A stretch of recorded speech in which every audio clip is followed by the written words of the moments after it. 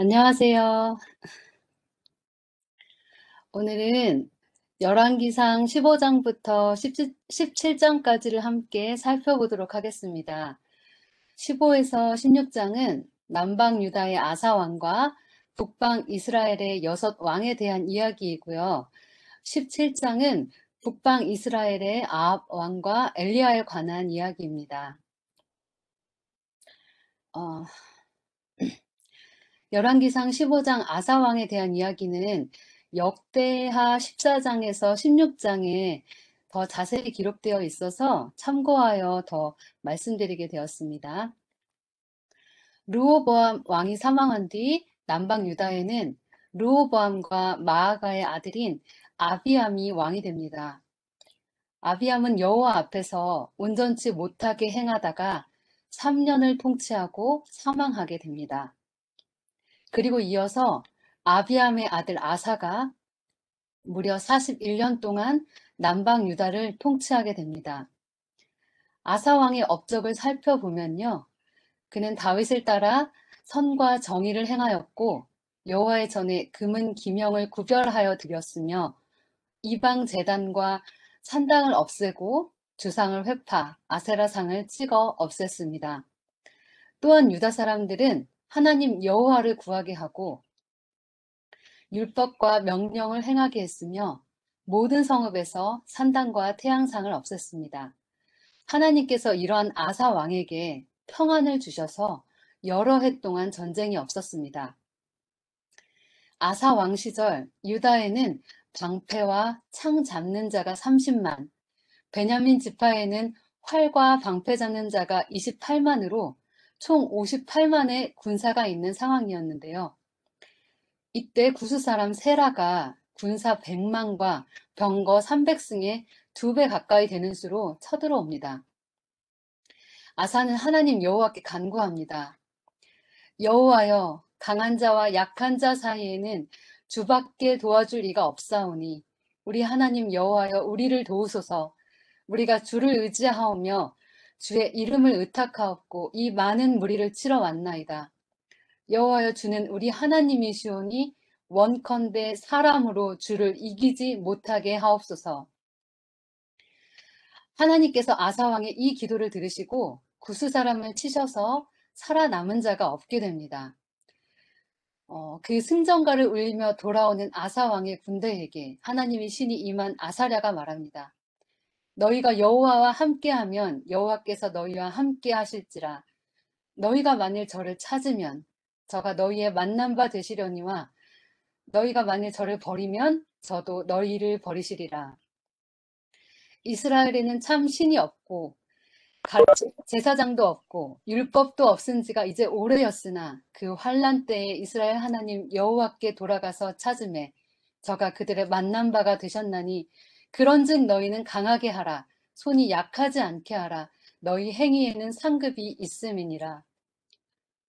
아사는 선지자의 이 예언을 듣고 마음을 강하게 합니다. 가증한 물건을 유다, 베냐민 온 땅에서 제하고 여호와의 단을 중수하고 백성들을 여호와께 모았습니다. 북이스라엘의 에브라임, 므낫세, 시므온 지파 사람들도요. 여호와께서 아사와 함께 하심을 보고 남방 유다, 아사에게로 돌아오는 자가 많아지기 시작했습니다. 아사 왕은 즉위 15년에 소 700, 양 7천으로 여호와께 제사를 드렸고 마음을 다하고 성품을 다하여 열조의 하나님 여호와를 찾기로 언약합니다. 우리가 마음을 다하여 맹세하고 뜻을 다하여 여호와를 찾았으므로 여호와께서도 저희의 만난 바가 되시고 그 사방에 평안을 주셨습니다. 아사는 그의 할머니 마아가가 아세라의 가증한 목상을 만들었으므로 과감히 태우의 자리에서 패합니다. 그리고 그 우상을 찍고 빻아서 기드론 시냇가에 불사르는 개혁을 단행합니다. 아사의 마음이 일평생 온전하였으며 이때부터 35년까지 아사왕 즉위 35년까지 전쟁이 없었습니다. 그런데 이렇게 아사가 하나님께 온전히 서자 북방 이스라엘에서도 많은 이들이 아사에게 가게 됩니다. 북방 이스라엘 왕 바하사는 그것을 막으려고 아사 왕 36년에 유다를 치러 올라와서 라마를 건축하고 사람이 왕래하지 못하게 하려고 합니다.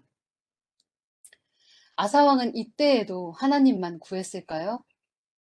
저희는 당연히 이때도 아사왕이 하나님을 찾을 것이라고 예상하겠지만 놀랍게도 아사왕은 그 35년의 시간을 보낸 아사왕은 하나님을 찾지 않습니다.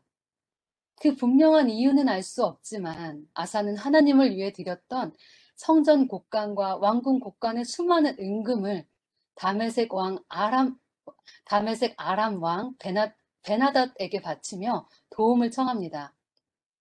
그리고 하나님이 아닌 베나닷에 의해 나라에 임한 위기를 해결합니다. 그리고 아사 왕은 모든 유다 백성으로 바사가 건축하던 돌과 제목으로 게바와 미스바의 성을 건축하며 유다의 영토를 조금 더 북이스라엘 쪽으로 늘려서 성을 건축한 그런 업적을 세웁니다. 그러나 이런 상황에 선견자 하나니가 아사에게 찾아옵니다. 왕이 아람 왕을 의지하고 하나님을 의지하지 않아서 이제 아람 군대가 유다 손에서 벗어났다고 책망합니다. 전에 왕이 하나님을 의지하였을 때는 하나님께서 많은 대적을 다 물리쳐 주셨고 35년간 전쟁을 막아주셨으나 왕이 망령되이 행하였으니 이제부터는 왕에게 전쟁이 있을 것이라고 말하였습니다. 왕은요 이때 선지자의 책망을 듣고 화가 나서 선견자를 감옥에 가둠으로 하나님의 권고를 거절합니다. 그의 노년의 발에 병이 들었을 때 아주 심한 병이었으나 여호와께 도움을 구하지 않고 오직 의원들에게만 의지하였으며 왕위에 있은 지 41년에 사망하였습니다.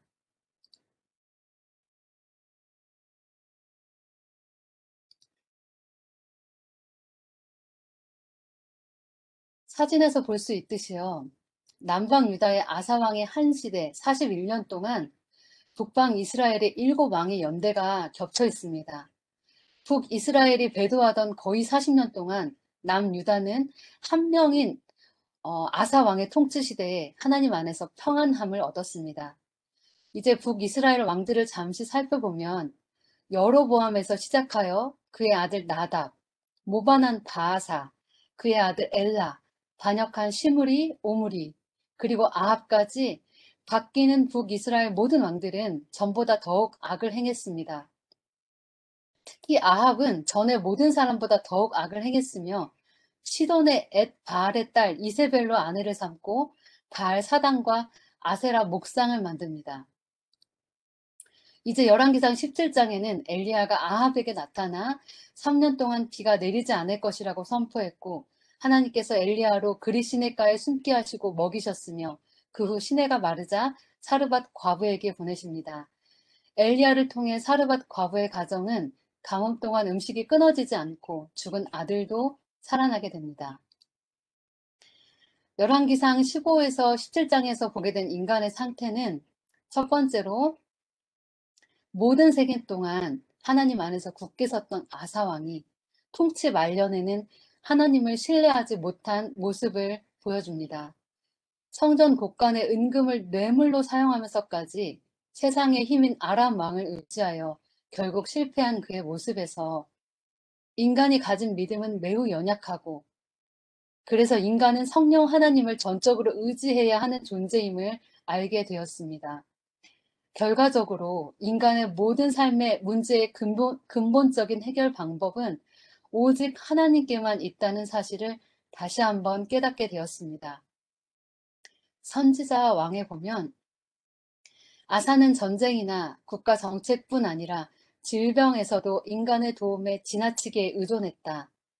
한때 그렇게도 강하던 그의 믿음이 어찌하여 이렇게 약해졌는지 한 번의 승리는 결코 또 다른 승리를 보장하지 않는다.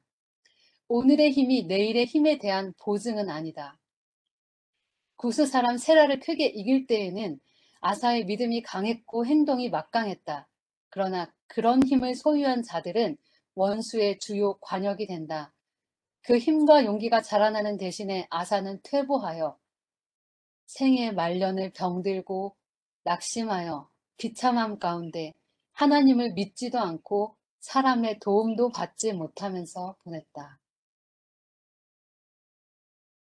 두 번째로 볼 수 있는 인간의 상태는요, 여로보암 왕이 하나님 쪽으로 향하려는 백성들을 가지 못하게 금 송아지 우상을 만들어서 막았듯이 바하사도 하나님 쪽으로 가려는 백성들을 막으려고 라마를 건축한 모습에서 볼 수 있었습니다.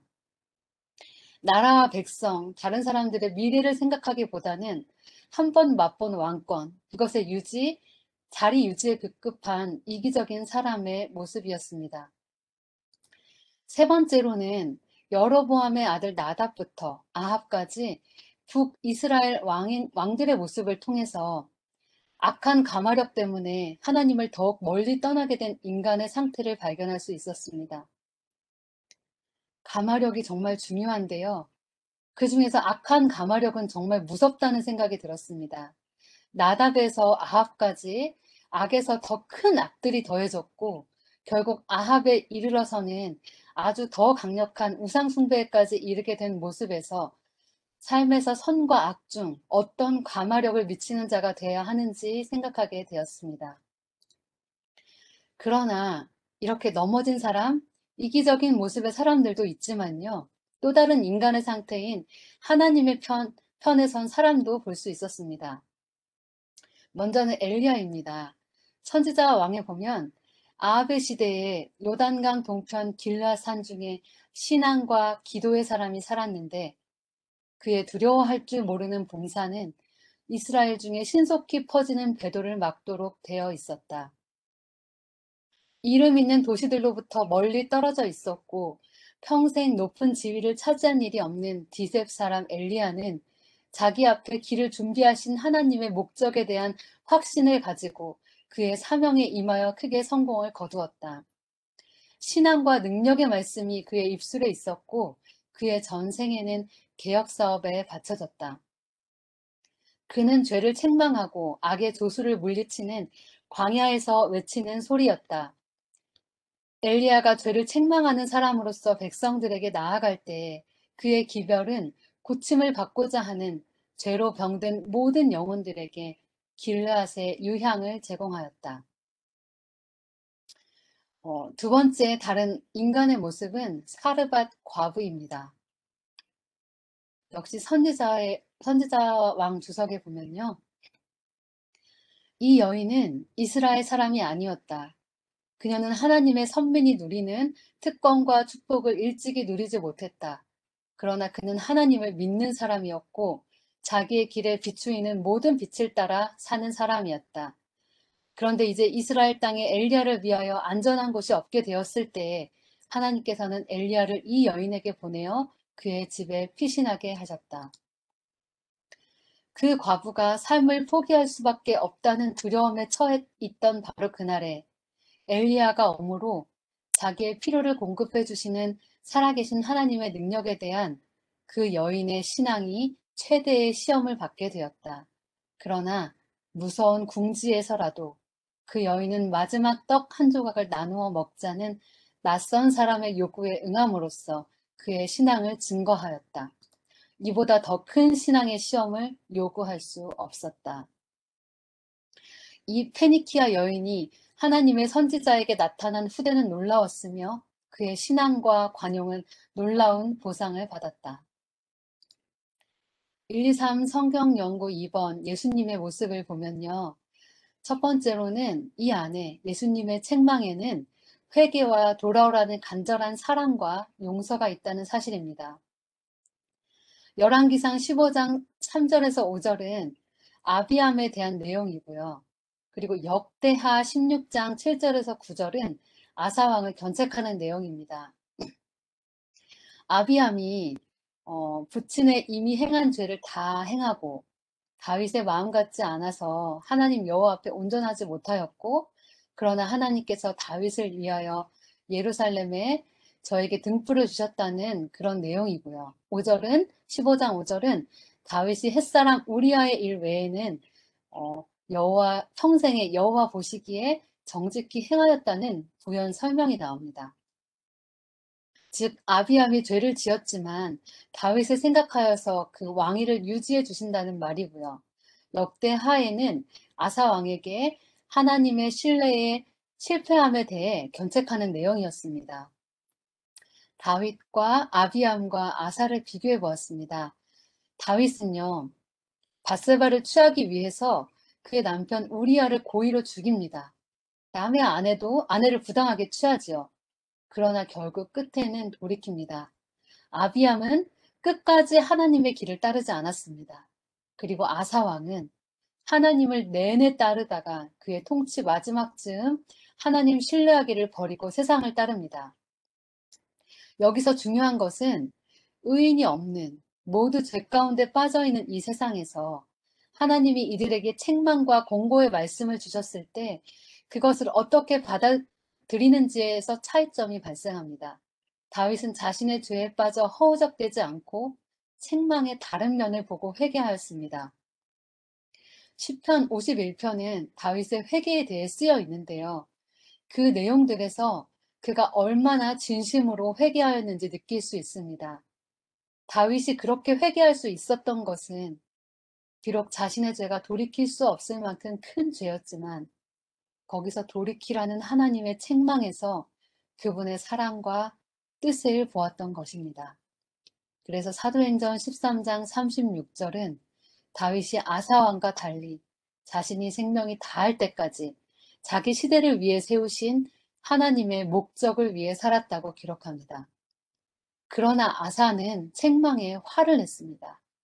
책망에 가리워진 하나님의 마음을 보지 못했습니다. 그리하여 그는 그의 생애 끝까지 하나님을 붙잡지 못했던 것입니다. 두 번째로 이 안에서 보는 예수님의 모습은요, 악이 더하여질 때, 아합의 시대와 같이 너무 큰 악에 돌이킬 수 없을 정도일 때일지라도 그 악에서 구하기 위해 선지자 엘리야를 보내신 하나님의 큰 사랑의 모습이었습니다.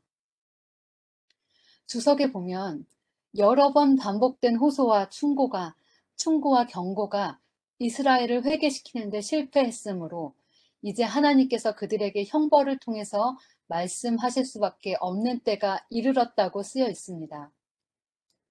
마치 부모님이 자녀에게 계속 말로 타이르다가 정말 심각하여서 고쳐져야 할 때는 매를 들 수밖에 없는 것처럼 말입니다.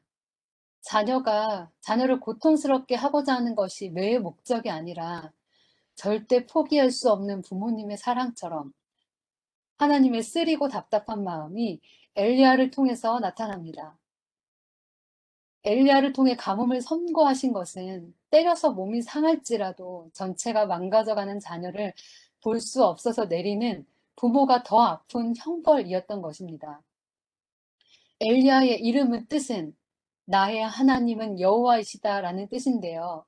이 말이야말로 우상을 숭배하던 그 시대에 하나님께서 하나님께로 돌아올 백성들에게 듣기를 원하시던 말이었을 것이라고 생각해 봅니다.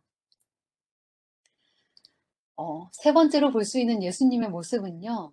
이방 여인인 사르밧 과부와 그녀의 아들에게 엘리야를 보내셔서 그들의 육적인 생명과 영적인 생명을 구해주신 모습에서 볼 수 있었습니다. 아합의 아내, 이세벨의 고향, 바알의 숭배가 만연한 시돈 사르밧에 과부가 있었습니다. 홀로 아이를 데리고 남편 없이 사는 것, 지독히도 힘들었는데 3년간 지속된 가뭄에 이제는 아이와 함께 한 번 만들어 먹을 밀가루밖에 남지 않았습니다. 이방 여인으로서 하나님을 알게 되어 바알 대신 참 하나님을 의지하여 살고 있었으나 삶의 무게가 너무 무거워 이제는 내 목숨보다도 소중한 아이와 함께 그 끈을 놓으려는 순간이었습니다. 그런데 누군가가 그녀를 찾아옵니다. 이스라엘에서 모두가 찾는 선지자라고 합니다.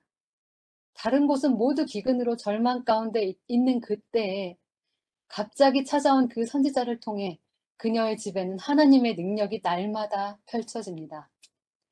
아이와 함께 하나님을 알아가던 그 시간, 그런데 그녀의 가정에 하나님의 섭리를 의심할 일이 생깁니다.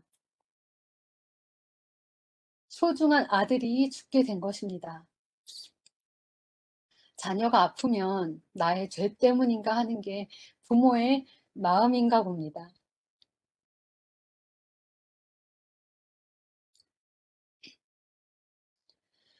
아들의 질병 그리고 죽음으로 절망과 극한 슬픔에 찬 사르밧의 이 여인도 엘리야에게 왜 여기에 와서 내 죄를 생각나게 하고 내 아들을 죽게 했냐고 울부짖습니다.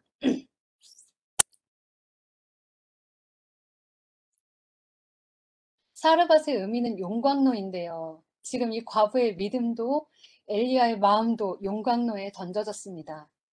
엘리야가 아이 위에 몸을 3번 펴서 엎드리며 여호와께 아이의 생명을 위해 기도로 부르짖습니다.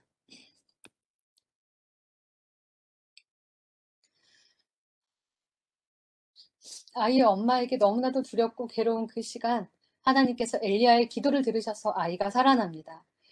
엘리야가 그 여인에게 너의 아들이 살았다며 아이를 건네주었을 때 이 여인은 얼마나 울었을까요? 아이를 안고 얼마나 많은 감사를 되뇌었을까요? 이방 여인, 이 사르밧의 과부는 비로소 알게 됩니다.